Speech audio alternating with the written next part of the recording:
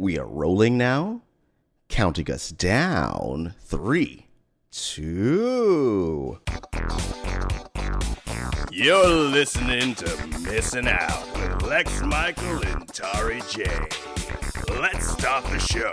Hey guys, welcome back to Missing Out. I'm Tari J. I'm Lex Michael. And today we're joined by a good friend, Zach Wilson. Hey guys, thanks for having me. No, thank you for coming. From the darkest corners of Tumblr. That is where I reside constantly. The dark corners of Tumblr are fun. You can't. There's no longer any female presenting nipples there, but it's still a fun dark place. It's true.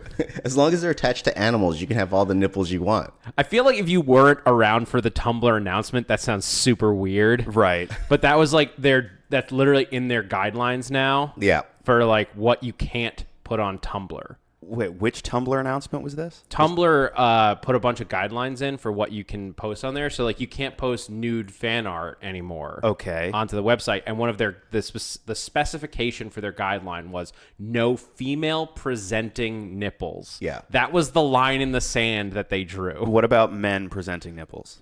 That's fine. okay. Fair game? That's Yeah. okay. All right, It's so- weirdly sexist, but not. What's the It's over-under? What's the over-under on Tumblr being flooded with images of the male nipple within the next 6 to 12 months? I mean, I just think it's going to stay the same. Like Yeah. the web is just going to start weaponizing the male This was nipple. also like several Tumblr whole things ago, because now Pornhub's trying to buy them, Right. and that would change everything right there. Right. Yes. This was during the big sweep of December 17th. But also, if this is your first time listening, We're not even going to try to segue from one to No. another. We're just pivoting hard away from that yeah. as abruptly as oh we my can. gosh. Speaking of sweeping, I assume that you are cleaning as you're listening to this. And if this is your first time listening, what we do here is we introduce each other to different media, whether it be movies, music, television, spoken word, experiences, things that have built us up as people. We hope in sharing it, it builds you up. We are the retrospective that is introspective. I like it. When we buy Tumblr, you're going to plaster that all over the website. You're going to get it put up on the wall in big letters in our office space. Yep. It's going to be beautiful. That right next to a big picture of male nipples. Oh, yeah. And then the introspective part is going to be a scope going inside someone's human body. It's going to be really nice. We're the retrospectives.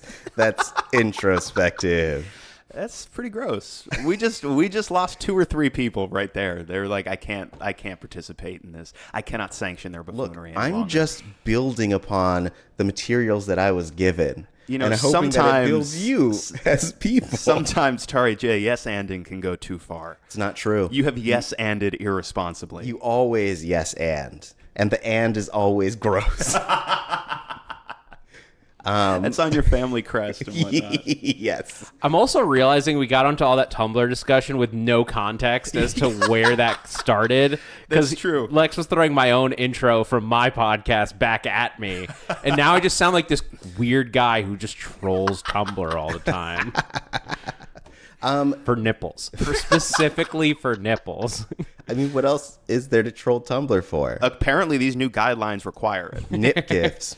Yeah, I just talk about shipping, and that's where Tumblr comes in. Right, yes. You are a host of the Ships in the Night podcast, a podcast Yes. which has hosted myself and Tari J at various Yes, times. indeed. Oh, yeah, it got real weird. It's a lot of Hope fun. that you guys made it real weird. Y'all should. That's what we do. That's Yeah. our brand. That's what you sign up for when you hire Tari J or myself. Yeah, that's our other sub headline. It's like retrospective, that's introspective. Shit got weird. Shit got weird. Yeah. Fair enough. So, Zach, you brought in Clone High, the 2003 series that was abruptly cut before its time. It was created by some real big heavy hitters. Bill Lawrence of Scrubs, Cougar Town, and one other thing fame. And we got Phil Lord, Chris Miller of Lego Movie 1 and 2 fame, and also Into the Spider-Verse, and lots of other stuff. Yeah. There are a lot of like Mad TV alums in here. There are a bunch of Scrubs actors in here. It is like star-studded. Oh, yeah. And that's not even to mention all of the, like, guest stars that come in for like 1 or 2 episodes. It's the craziest list of people when you look at it 16 years later, Right. where all of these people are. Right. Like, where was this approximately in the timeline of Will Forte, who plays Abe Lincoln?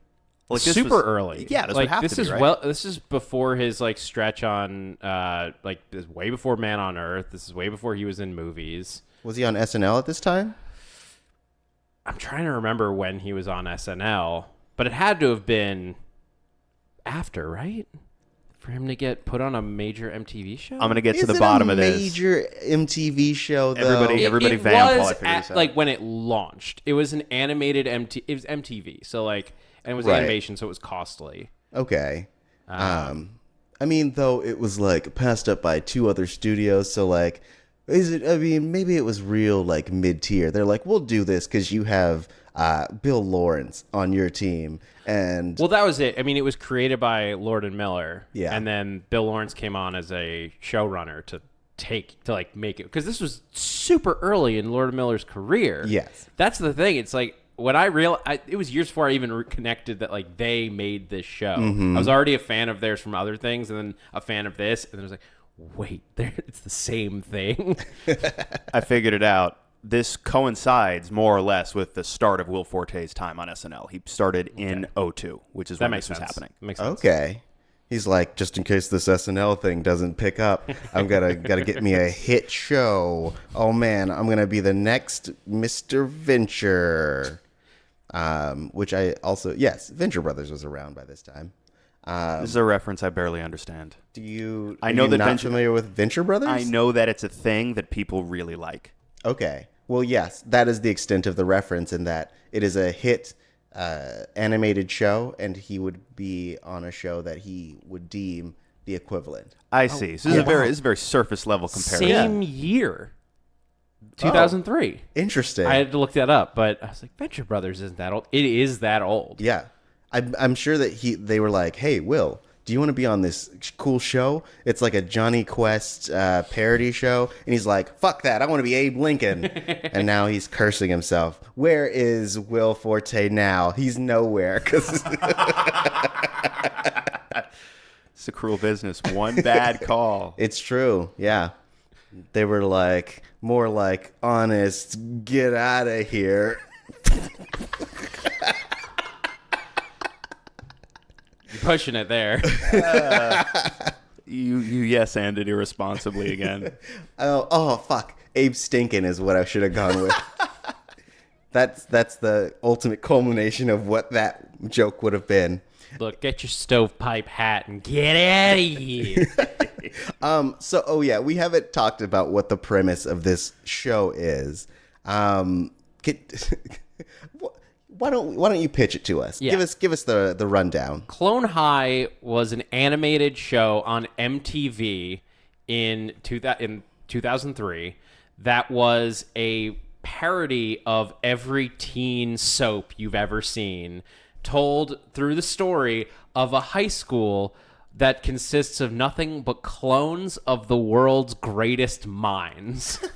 So everyone from Abe Lincoln to Cleopatra, Joan of Arc, JFK are like some of the Gandhi are like your major characters. Yeah. And then it goes like gets every time they want to just bring in a historical figure for like Ponce de Leon is in an episode, and then you have Catherine the Great running around, and Genghis Khan, and Marie Curie's mutated DNA. Oh, And everybody embodying an archetype that you see over and over and over again on teen soapy dramas. Yeah, it's all of these famous people. They've been cloned. I think in the timeline they were actually born like the same year as me, which worked out. Like I think they were born in 1987. So this is 2003, Yeah. and they've like just come of it. They're coming of age, Right. in like a normal suburban town, Yeah. having like regular high school drama.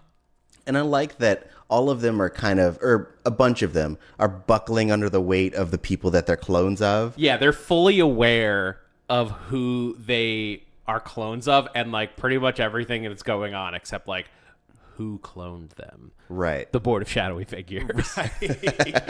Literally, that's what they're called. The Board of Shadowy Figures. Yeah, because we get this like subplot of these shadowy figures talking to the principal, who seems to be like the main mastermind behind keeping the clones around. Well, he's like he's like they hired this scientist to be the principal of Clone High, but he has his own plans for the clones. Cloney Island. Which is a theme park, right? Yep. Great. Yep. Yep. He was inspired by Jurassic Park 3, Yep. is what he says. Yeah. I mean, the greatest of the Jurassic Parks, of course. Oh, yeah. Yeah. No. Jurassic Park 3, there was no... I don't understand. What? I just went through a whole bunch of emotions. I get Jurassic Park 2 because that was where they were like, let's bring all the Jurassic Park dinosaurs to New York. But Jurassic Park 3, Sam Neill comes back and he's like, hey, I'm poor. And this couple is like, hey, we have money. We totally have money. Oh my gosh, we have all the money and we got to get our son. So there's no theme park. It's the second one. Maybe that's the joke. So Tari, in comedy, there's this thing called setting expectations and then flipping those expectations so that people will laugh. Oh, okay. Because it's a totally inappropriate response. Got it. I guess I was approaching it too straight. I was showing my straight pride. No. Tari's canceled. Delete this account. Just so we're clear, I don't support it. I'm not. Yeah. I just, I'm making light of a stupid thing. Anyways, if there is a chance to spoil, like, I don't know how clean you guys want to go into Clone High, this would be where you're jumping off point. We're putting down the spoiler wall because we're going to talk all freewheeling about the show. You can find it on the MTV app if you're looking to stream. You can find it on Amazon. It's on iTunes. So it's readily available, especially if you want to see those last 5 episodes that never aired on television and you're like, oh, damn, I got to go see that good Clone High. That's where you can find it. So now I've given you enough time to jump off and we're going to talk spoilers. Yeah. Everyone's tongues are gross. Tongues are gross. Yeah. Oh, the way that they kiss on this show is basically just open their mouths and wrap their tongues like intertwined. It's impressive. Is it? And it seems like they like punch ground beef to make the kissing noises because it's just like. I didn't say it's pleasant. I didn't say I would want it to happen to or around me. But that sort of muscular control of the tongue, that's impressive. Not too many ways to practically apply that, but I would be impressed, though super grossed out. Ah, got it. Yeah, because obviously, like, kissing and dating is like the central like drama factor on this show. Yeah, because it's Dawson's Creek. It's Seventh. What was it? Seventh Heaven. Yeah, was the other one. Like, it's all of those shows that at like Saved by the Bell. Like, every episode is a very special episode. Yes, they literally High. introduce every episode that way. But I think like that's what's really amazing about this show is its self-awareness. Yeah, because it's not just a parody show. It's also just like.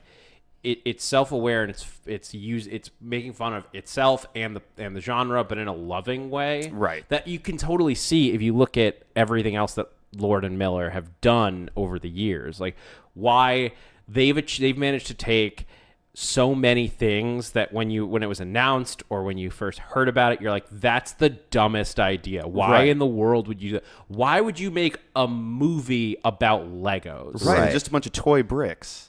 What possibly could you do with the Lego movie? That's stupid. Why would you remake 21 Jump Street? Mm-hmm. Why would you make an animated feature release for Spider-Man? Like, I mean, why wouldn't you just do a live action movie? But that's the thing. Like, when they announced, I remember, like, I doubted it when they first announced that they were doing this, like, feature film, like, going to release in theaters, animated movie for Miles Morales. And I was just like, but why? Like, why not just make... You're already doing a live action universe. Like, I think in that case, it was because like animated comic book movie had a very loaded backstory to it, because if you look at like all the Marvel animated features that they made up at that point and what DC does with animated features, like they're very hit and miss. Yeah. There's never felt like there was any need to put them in theaters, and it was sort of like you were just expecting that, like they're like a straight adaptation of a book but like done in animation for 90 minutes. Yeah. And they're all good. Some of them are great, most of them are okay, some of them are pretty bad. Yeah. And that's what we were all expecting. And then Lord and Miller went in like, no. Hold on, you guys. Look at this. The Lego movie, it's going to be the greatest movie ever. And it's going to it's going to make you cry.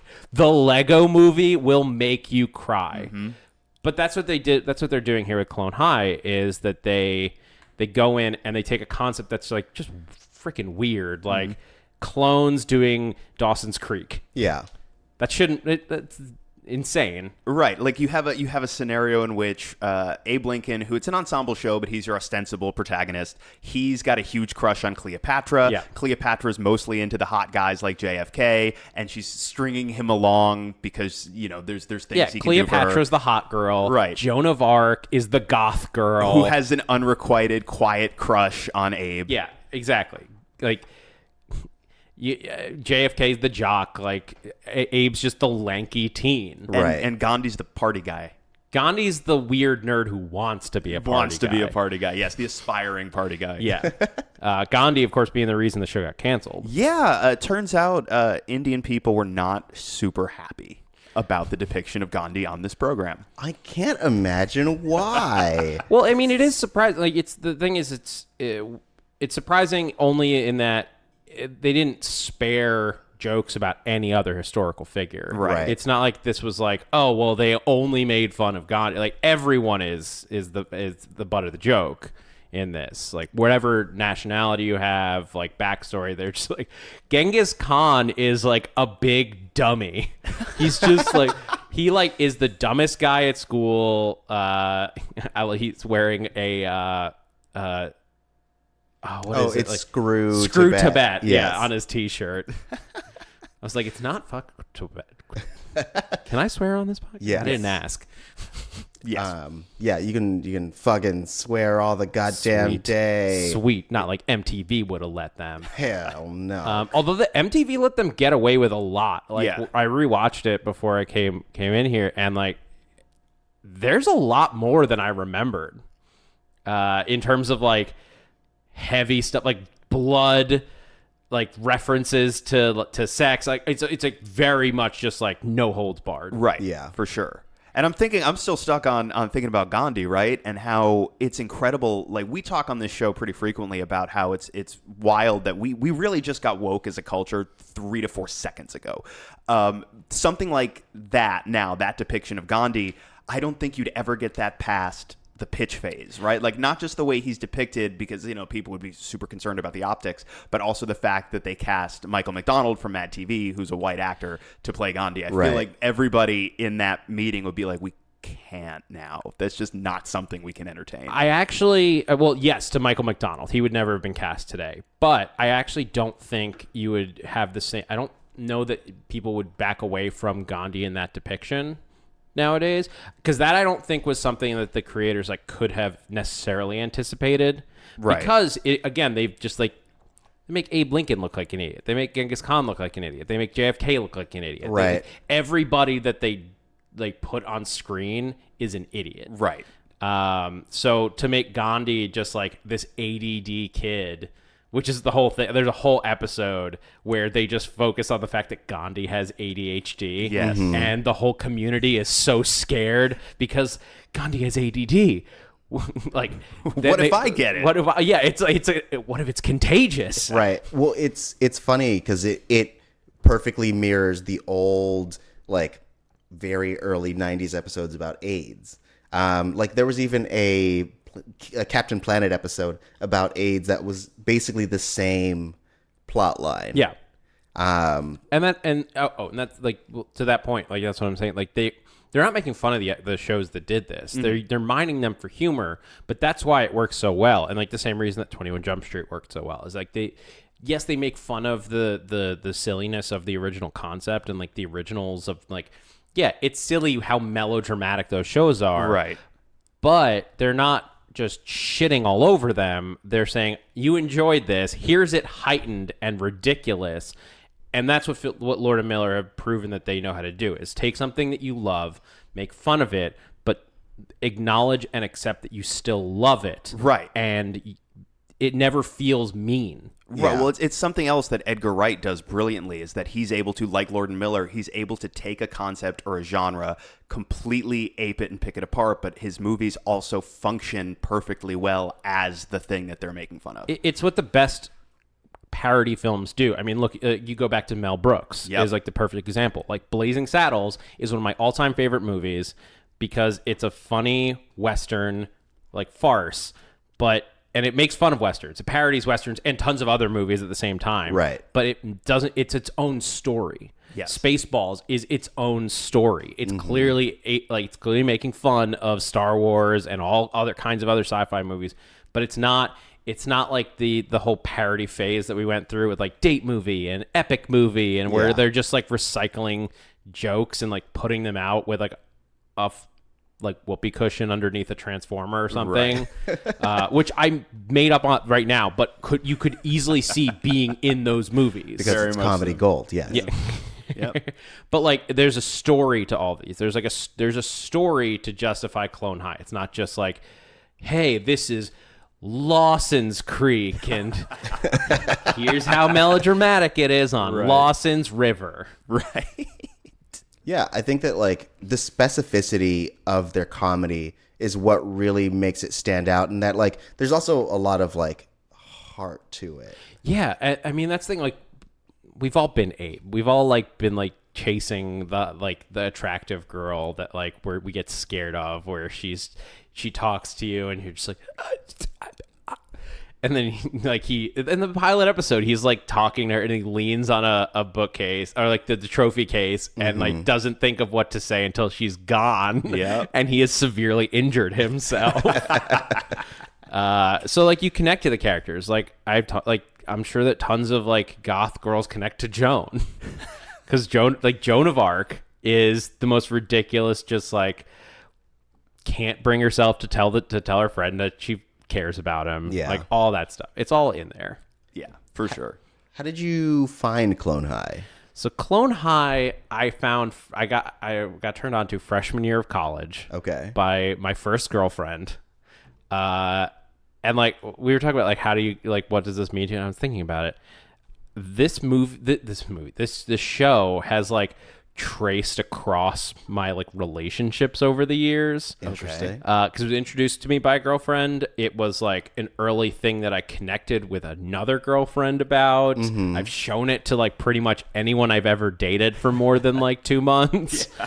Because like it's one of my favorite things, and it's something that no one like because so few people have seen it. Right. A lot of people that I show it to, be they girlfriends or just friends, it's new. Right. So it's something fun to be like, look at this amazing thing that you've never heard of. Right. So it's weirdly just like in this ever present thing in my life that I just like slowly introduce people to over the years. Yeah. But I'll just keep doing it because it's fun to watch. And then when they do their gross kissing, you turn to the girl and go, eh? I just close my eyes, open my mouth, stick my tongue out, and wait. Oh, yeah. Works every time. You open your eyes, you realize you're alone. But when I was rewatching it for this, there was like a couple moments where it was just like I had forgotten these specific jokes and like they broke me. Like there's one in the film festival episode, I had to stop. I had to pause the episode during Abe Lincoln's movie. Because this is the episode where Joan of Arc, they're talking about expression, I think because of a riot. Yeah. And it's like, we have to find healthy ways to express ourselves. And that like Joan makes artsy films in her, like with her 16 millimeter camera. And so Abe Lincoln decides he's going to put on a film festival.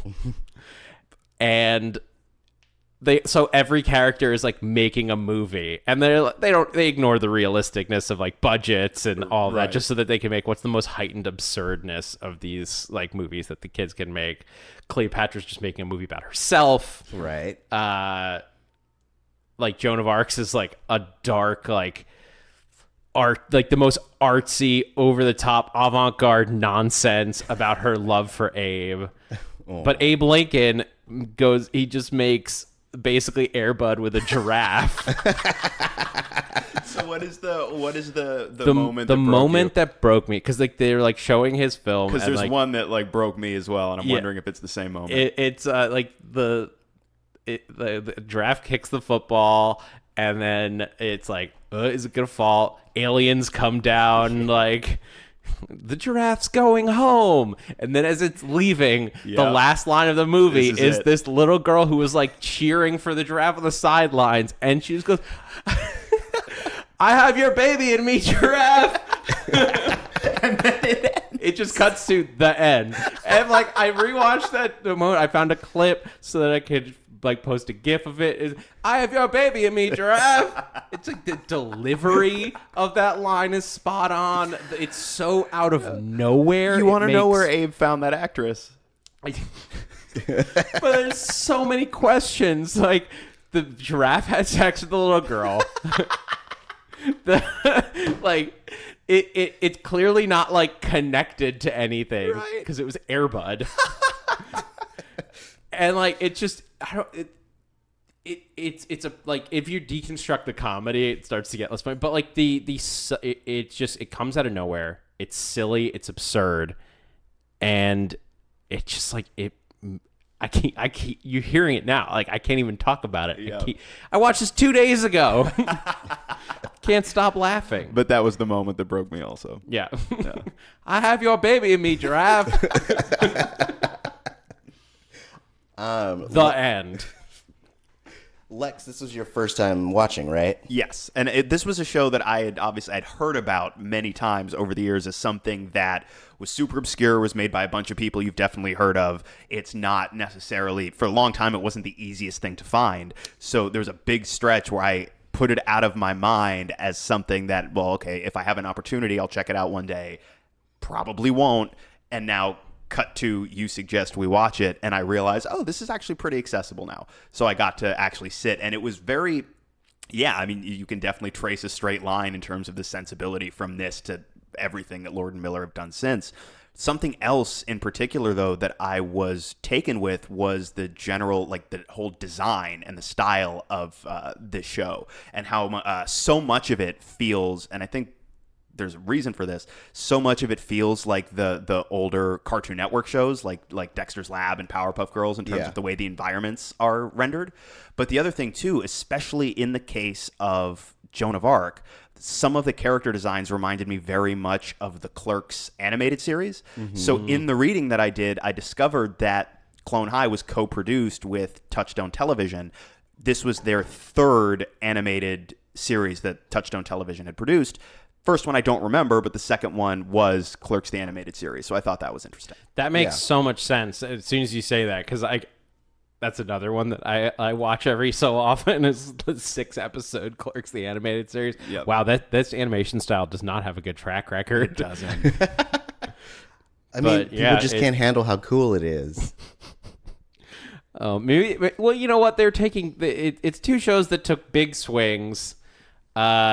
And there is a certain similar sensibility in terms of absurdity. Very much so. And the willingness to just sure, why not, I think is the common denominator of the two franchises. No, I know. Yeah, I'm a big Clerks the cartoon fan. Especially there's a courtroom episode that just descends into Bear utter is driving. How can that be? Right. Like they're doing a courtroom drama for the entire episode. And then spoilers for the Clerks cartoon, at the end of the episode, the jury, which is all it's an NBA all-star team with Charles Barkley and Patrick Ewing and whatnot.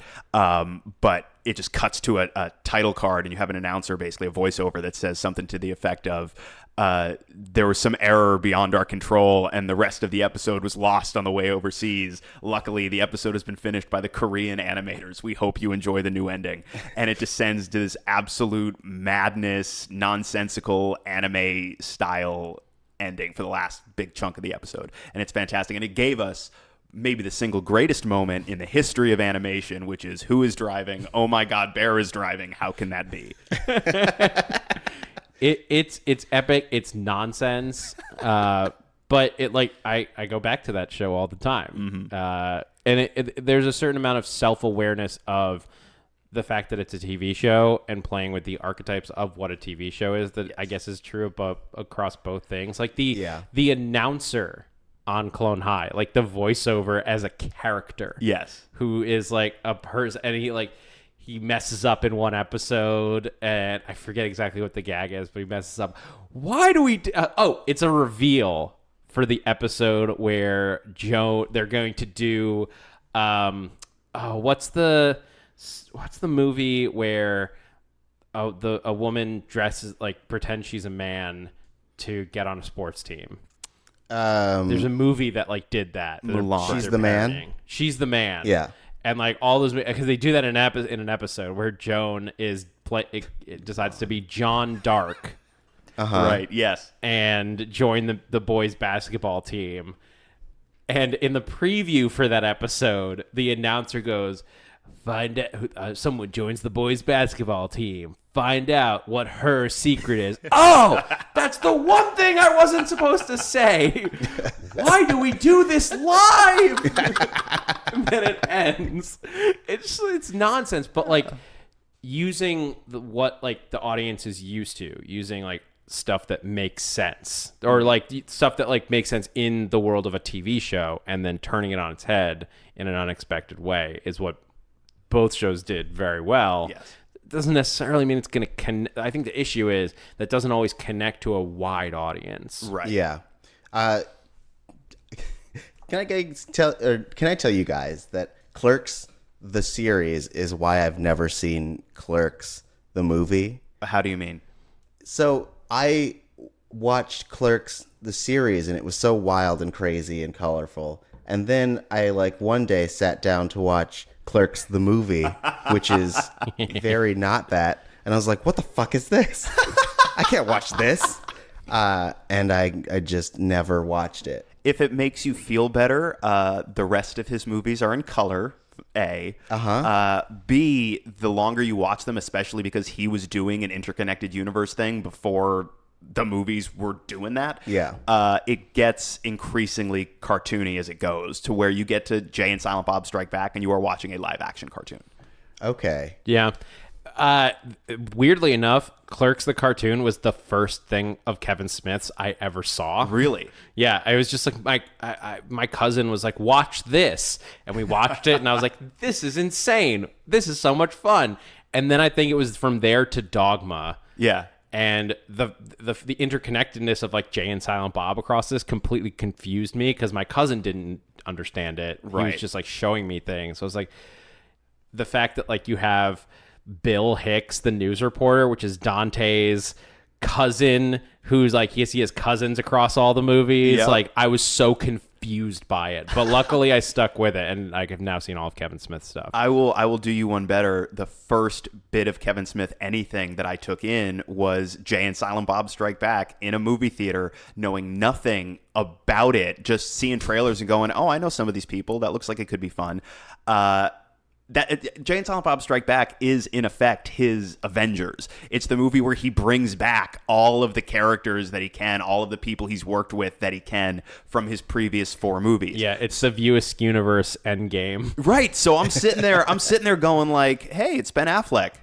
Hey, it's Ben Affleck again as himself, but he wasn't himself before. Hey, Jason Lee is back, but now he's got a beard. What is this? What is happening?" Like, it seems like they all know each other and have history. What's going on? And as somebody who is into comic books, when I found out that there was more of that I could go dive into and like read all the back issues, as it were, I was like, this is awesome. More of this. And so I saw Clerks and I was like, oh, it's the guys from the store that don't like them for an hour and a half. Great, let's do it.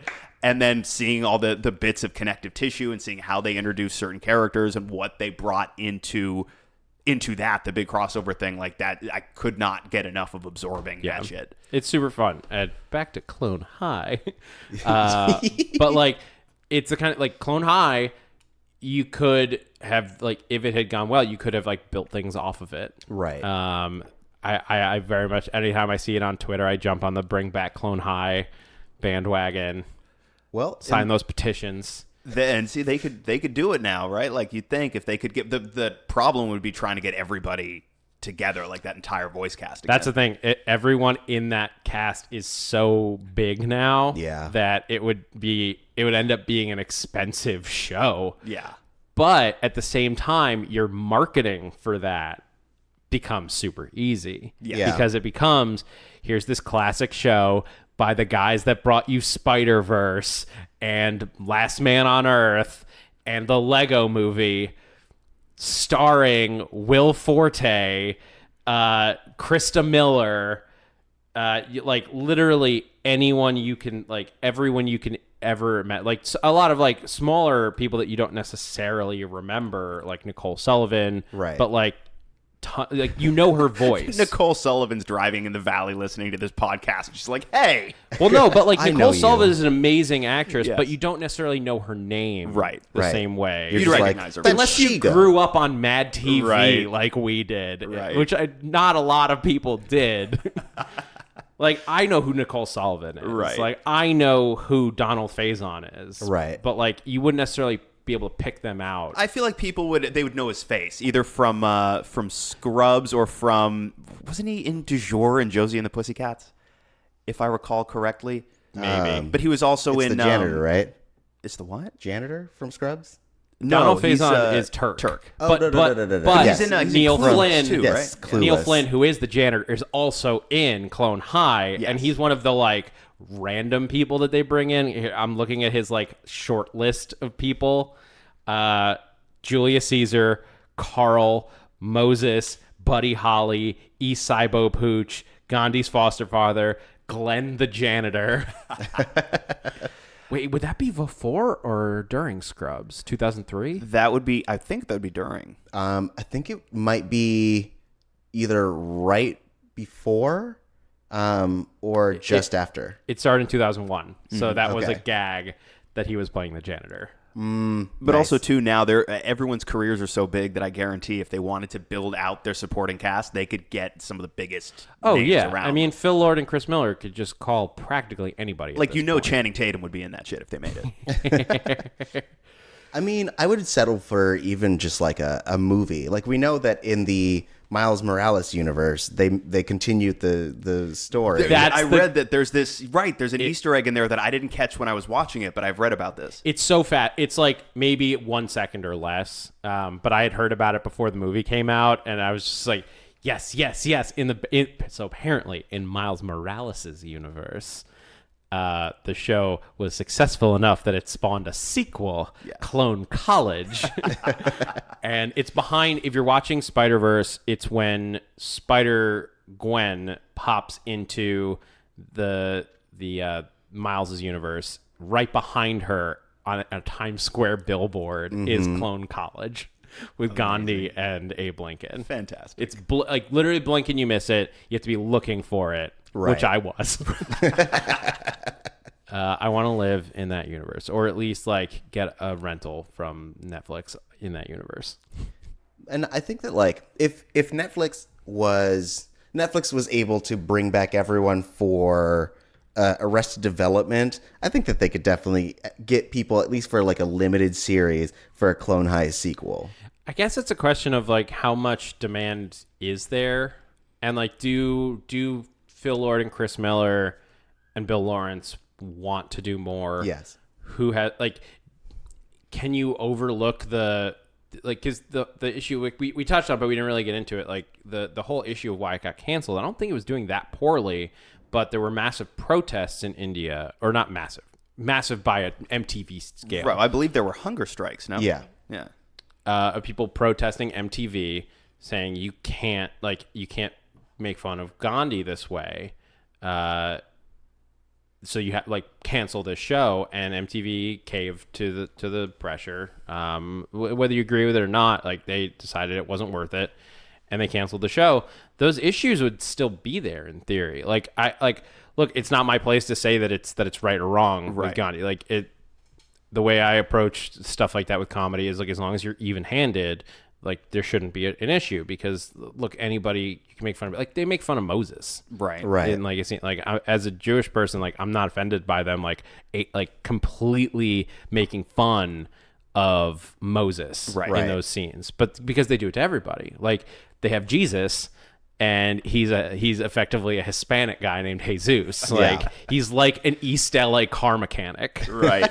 But they take like every culture, every like significant figure, and make them absurd, Right. But that doesn't change the fact that people felt that way, Right. about the Gandhi character. If I'm not mistaken, I think they tried to sell MTV on the idea of a second season that didn't include Gandhi, but at that point, I think the whole idea was too far gone. I mean, you're killing off one of your major characters. I mean, for better or worse, like he's one of your main 5 characters. How do you replace that person? Well, I mean, I think that there's a nice way to do it, or you just be like, we're just not gonna unfreeze him. Oh boy, oh man, he was too wily for our needs. That's the great thing about this show, though, is they literally ended the show, whether on purpose or not. I don't know if they knew they were getting canceled when they wrote wrote episode 13, but they literally are at prom, conga line into a meat locker. Or where they discover that Joan of Arc has slept with JFK. Conga line forms with every character in the show around them, and then flash freeze all of the characters so that you could just at any point unfreeze them and start over. The only one outside the freezer is Principal Scudworth. Oh. So if you jump 100 years in the future, I guess he's out. Unless, well, you just like it. Look, it's an insane animated show universe. Like you could just do it whatever, and then he's like an old man, or it's Principal Scudworth the Third. Right. Like you just start over. or they walk out of the freezer, they just find bones with his coat on. And Yeah, shit. yeah, and you put a new principal in. Like there's you could do whatever you want with it. Right.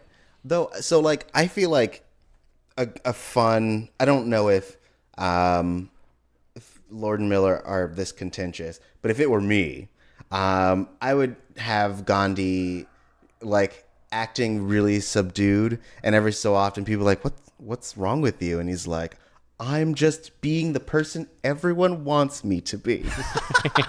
And he like looks at the camera every so often and is like, is this what you want? Is this who you want? And everyone is just like, who are you talking to? That's how I would do it. And but MTV I'm also, is like, how can we cancel them even harder than we canceled them the first time? I mean, but you could just turn Gandhi into a background character. You could bring him out with a completely new personality. What happened to you, Gandhi? Look, I had a lot of time to think over the last 20 years. Yeah. I'm putting the revival another 4 years in the future. Right. But yeah, I've had a lot of time to think. And you get like an actual Indian actor to Right. play the character. Your voice sounds different. I've grown, Abe. And yeah, you can, that's true. You could just like make a new version of the character, Right. and just use that's the beauty of a show where you're fine with acknowledging the show. Is your characters can just acknowledge the changes, Right. and move forward. Right. It's why I think like Deadpool will be the one to introduce the X-Men to the MCU. If they wanted to do it faster, is you could literally have Deadpool have Wolverine come into his movie and be like, that's the new Wolverine. And then by the time he pops up in another movie, you're like, that's Wolverine. Yeah. That's fine. Deadpool told us to like this guy, so we like him. Tell me I'm wrong. I can't. Guys, if you were to create your own high school of cloned people, who might you include in it? Oh, man. That's a tough question. Yeah. Are we talking like anybody? Sky's the limit? Yeah, sky's the limit. Like for comedy purposes or like Hey, I don't know for what you world if- domination purposes? It depends on what you want. If you're like, look, I want my high school to be full of sex people clones, then that's your prerogative, bro. I'm not judging you on what your purpose is. Qualifying question. Yes. Do they have to be real people or can they be fictional? How do you get DNA from fictional people? You just believe. You just believe in your heart and you clap. I don't think it's the same way you bring Tinkerbell back, bitch. You just clap a lot. Okay. So here, No. how about this framing for this question? Who would be to continue on with the high school soaps? Who is second class? Clone High, Right. second class. Or what was the Canadian show? Degrassi? Degrassi. Like Degrassi Next The Next Generation. It was Next Generation. Yeah. I was like, no, that's Star Trek.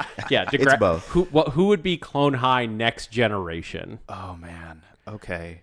See, now that I know it has to be real, though, what I think I would do, like if I was going to reboot Clone High, my brain goes to like, how can I upset the maximum possible number of people with what I turn this show into? So I feel like what would be really entertaining. Now you would have to wall the entire place off, right?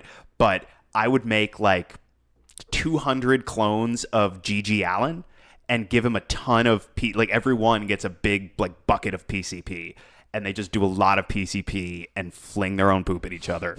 And there's probably a stabbing or two, but I'd make sure before it all got started there were cameras all over. And I would sit in a heavily guarded security office with a bucket of popcorn, just watching all of the chaos descend, because I feel like they would turn on each other really quickly. Yeah.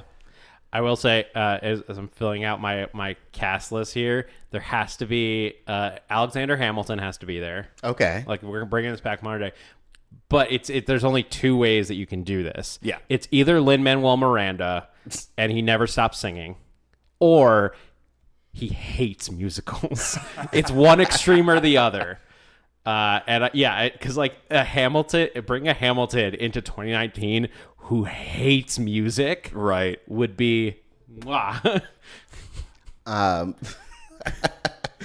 would clone a bunch of famous actors and convince them that their backstories are their characters from different shows, so that I can have those moments that you get in like con lines where they're like, "Oh, what would it be like if Han Solo met Indiana Jones?" But I could do that. I could be like, "All right, Han Solo, this is Indiana Jones. What do you guys say to each other?" And they both go, hello." And I'm like, "Yeah, it's just like that." Oh yeah.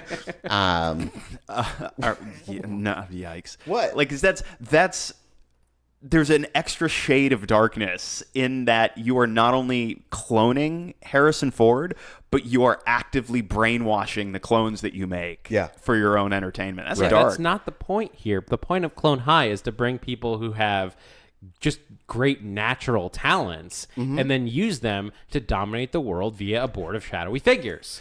Here's what I got, though. I think, this will fit with the high school melodrama paradigm. Somebody like a Cary Grant or a Rock Hudson, a big movie star, the ladies adore them, but you do a little research and there's a decent chance that they may have been gay and having to lie about that to preserve a certain image. So you could easily transplant that into a high school setting as a storyline about having to come to terms with one's own identity. Interesting. You say that. There's a big Rock Hudson reference in like the last 2 episodes. There you go. Though we don't actually meet him. It was foretold.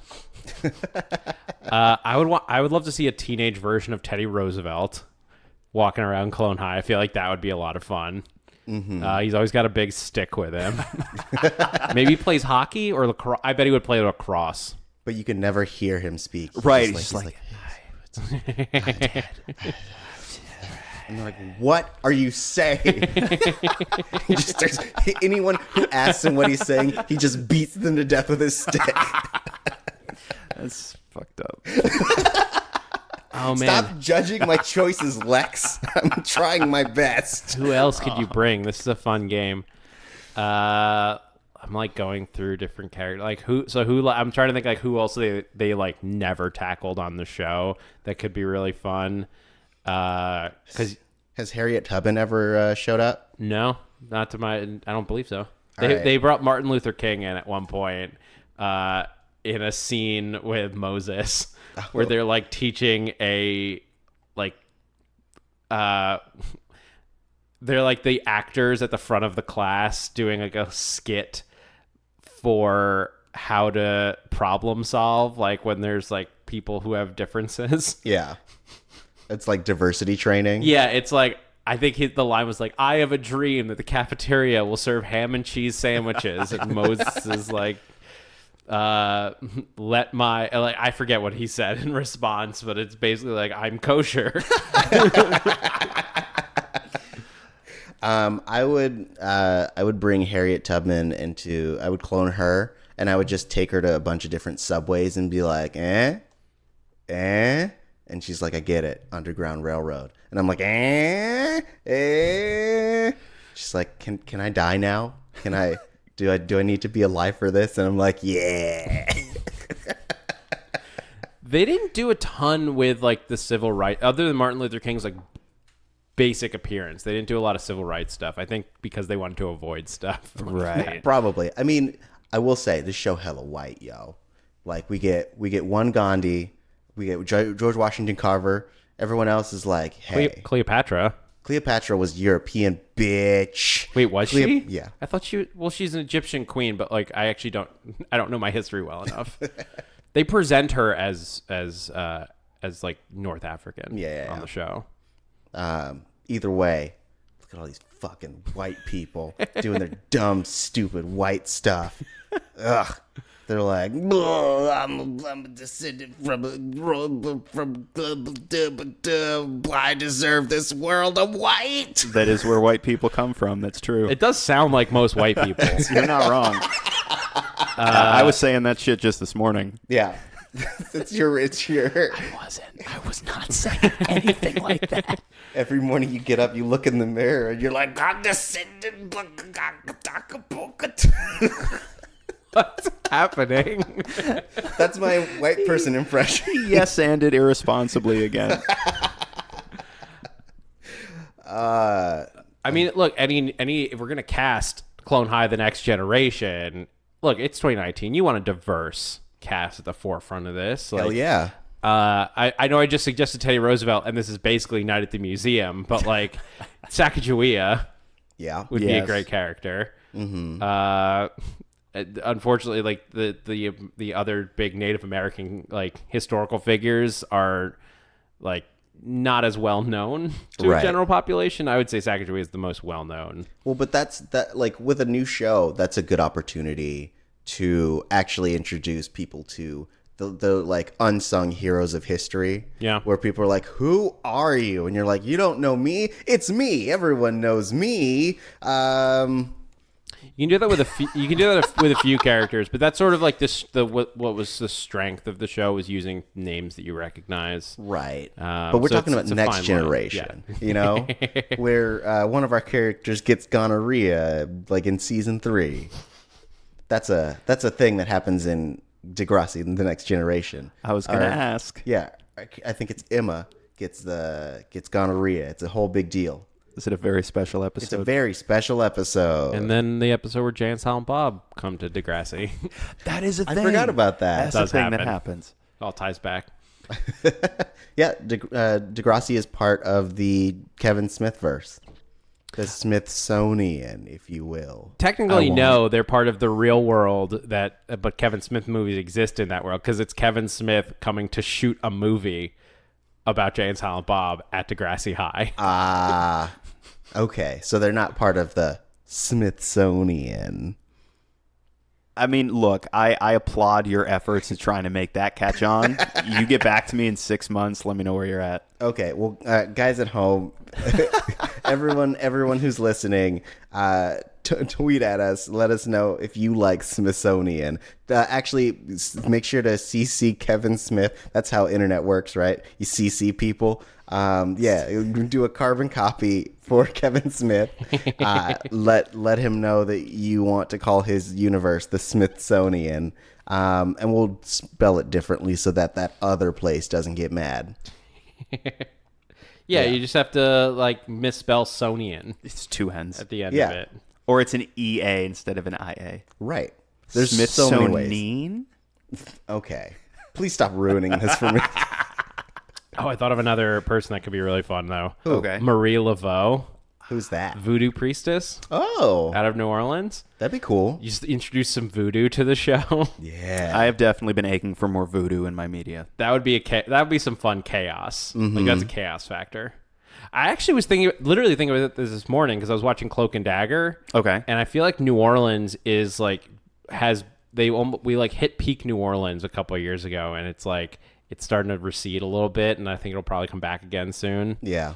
Wait, how do you mean? Well, there was like a little while where like everything was set in New Orleans. Okay. Like it was like all this stuff. You had Treme. Yeah. And you had like anything with music, you want to go down to New Orleans. You like possibly all because Louisiana introduced some tax credits, and now Hollywood was like, Could be. write us some New Orleans content, guys. But there's like a fascination with New Orleans like going on right now. Yeah. I think it peaked a couple of years ago, but it's still there. Right. But yeah, Marie Laveau, Teddy Roosevelt, Sacagawea. Who else did we say? Harriet Tubman. Harriet Tubman. Yeah. This is a good diverse cast so far. Yeah. You just got big whitey president. Big whitey president. And we need someone important who. Hamilton. Oh yeah, Hamilton. Debatably white, but maybe not. Yes. Might have been Creole. That's depending what, on what history book you read. Yeah, that's what John Adams called him. Called him Creole bastard. Blah blah blah blah blah. Hamilton Lyrics. published his response, etc. I'm going to start writing debatably white on all of my documentation. I mean, aren't we all of African descent, really? Oh man. The lady at the DMV is like, get the fuck out. What kind of silly whiteness is this? No. She calls people over like, look at this asshole. Yeah. Also, the guy who stood in front of the tank in Tiananmen Square, I'd like to hang out with him. Be like, what was it like? He's like, it wasn't me. I'm a clone.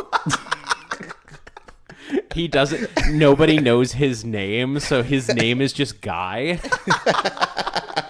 He just goes by Guy Square. Yeah.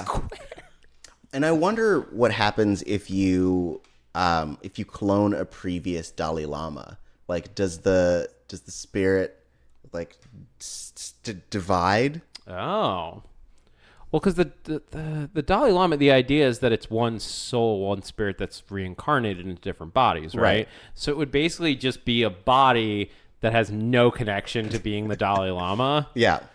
So it'd be like if you cloned a previous avatar and they're like, I don't have the spirit. I don't have the avatar You're like spirit. seeing what the Dalai Lama, that person would have been had they not been chosen as the Dalai Lama. Yep. Which I love. Yeah. Yeah. I could see that. I don't know. I'm just thinking, like, who else would you bring in? You go to clone, like, a famous samurai and Tom Cruise comes out. I mean, there's been a lot of buzz about the original Black Samurai. I would like to include him. Is that a movie from the 70s or? No. There was the African Samurai, the show is based on, and a lot of like Afro Samurai stuff that you get in culture is based off of one specific samurai whose name I forget. I want to say it's like Yosuke or Yusuke, something like that. Aren't they doing a movie now? Yes. With Chadwick Boseman, I think? I think Chadwick? so. Maybe. What? I mean, every historical black movie stars Chadwick Boseman. Yes, like that's true. he's all black people. He's Jackie Robinson. He's T'Challa. T'Challa. Yes. Major historical figure. Although, Matt, like, I think first time I really remember seeing him, like, where he really stuck out to me was as James Brown. Right. Like, him and Get On Up, like, he's incredible. Mm-hmm. And so they're just like, yeah, you want to do a biopic about a black person? Get that guy. And it's like, it's a woman, sir. And it's like, get Chadwick Boseman. No. Chadwick is his. Chadwick is the white counterpart. Right. And Chadwick shows up and he's like, I am here for. What the fuck voice is this? It was gonna be an African accent, and then the idea of it being this white dude doing a white Like white Wakandan? dude doing a Wakandan accent broke my insides, and so I couldn't even get the joke out. Anyway, guys, do you have any last thoughts about Clone High? If you've made it this far and you still haven't watched Clone High, it's readily available. I think it's $9 on Amazon right now for the whole season, the entire series. It's super fun and it's just full. It holds up. The references for like a lot of the specific references might not translate as well. Like when they're like out at the end of a dock and then he walks out and there's just a second dock. Like you might not connect it the same way that people would have in 2003, but by and large, it's surprisingly still relevant. Yeah, it still holds up, and like there's stuff about product placement that's super funny, and like the drug episode with like Jack Black playing like it's like a musical rock opera. Starring Jack Black as the pusher, who's pushing raisins on kids to smoke. It's absolutely nuts, and like it still works. It's still all this stuff still like may not be as specific, but it's the jokes still land, which is shocking for a 16-year-old one-season show. Yeah, no kidding. Well, I think that speaks to the specificity of the jokes in that, like, they're relatable. Like, they're relatable because of your experiences, not necessarily your experiences in that time. Also, there's very choice music in this show. Yeah, it's very like early 2000s emo music that all the like CW was playing back then, which they still continue to do. They're like, let's license this track. It's got to be by Imagine Dragons. That's the thing is if you watch the CW now, you'll understand what watching like the WB was back in the day, and all of the melodrama jokes will still hit. Yep. Right. And like the celebrity guests, a lot of them some of them you won't get. Like you won't necessarily understand who Ashley Angel of O-Town is. But you'll know who Mandy Moore is when she shows up as the sexy homeless woman. Right. Yep. In the holiday special. If I had a nickel for every time I saw Mandy Moore as a sexy homeless woman, I would 35 cents. Yeah. I mean, that's her role in This Is Us, right? That's who she plays. Sexy homeless person. That's what Walk to Remember is about. Yeah, totally. It's the character she's always played. They just dress it up a little differently. 35 cents. Oh, man. Lex, do you have any last thoughts? This was my first time seeing it. I've seen about half of the series, and I intend to finish it out because, this is the type of thing I imagine if I had discovered it when it was originally airing, I would have watched it on repeat, and I would have internalized it as fully, Zach, it seems like you have. But no, I dig it. I'm definitely a convert. Yeah. I agree. Like, I'm glad I got to experience it again. Like, I had forgotten about Clone High.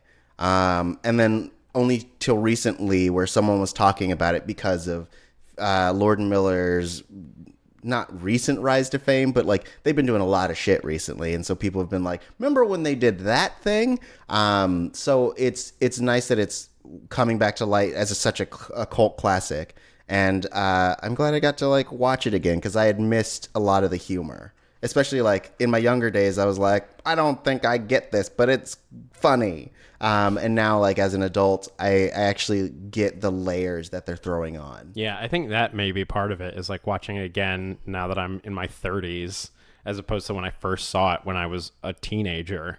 A lot more lands. Mm-hmm. Yeah, for sure. So I guess that's like the like I'm thinking about the last time I watched the entirety of Clone High. I was probably 25. So if I discovered it when I was like 17 or 18, watched it again like long for it when I was 25, and then now again when I'm in my 30s. I'm not gonna tell you where in my 30s. Why am I hiding it? I'm 31. I'm at the very earliest that 30s can be. You also literally told them what year you were born. Yeah, that's true. That's very true. I'm also not shy about my age, but it was more fun to be coy about it. Yeah. Anyway, but like certain jokes are hitting differently. Yes. So guys, let us know what you thought about Clone High if you watched it, or if you watch it after this and you're like, oh my gosh, you guys inspired me so much. I love everything you're saying. Let us know what your thoughts were.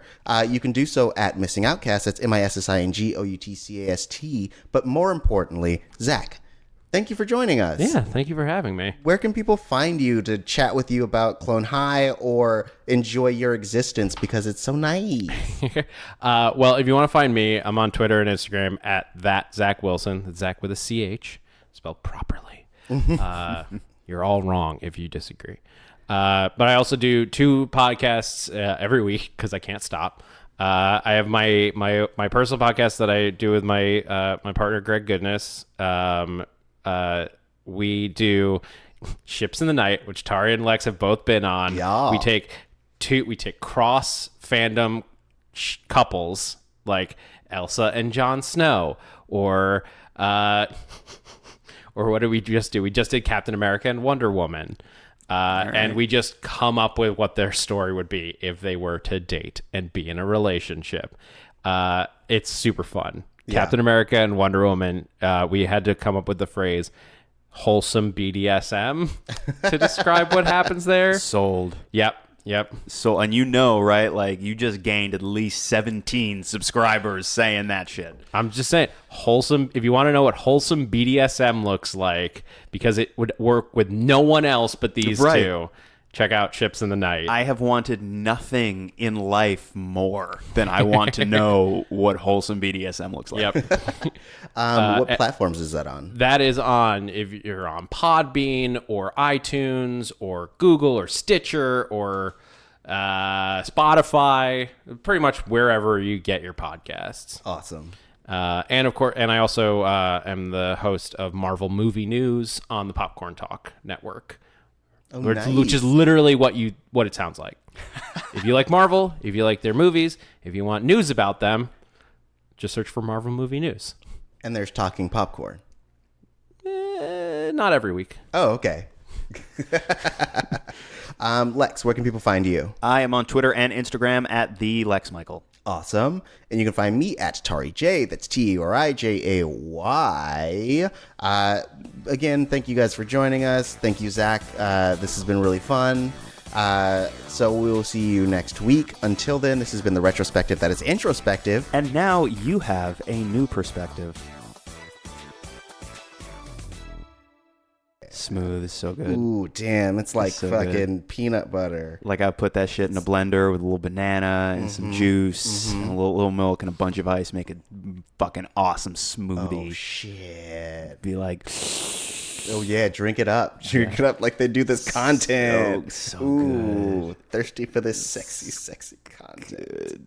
I have your baby in me, Giraffe.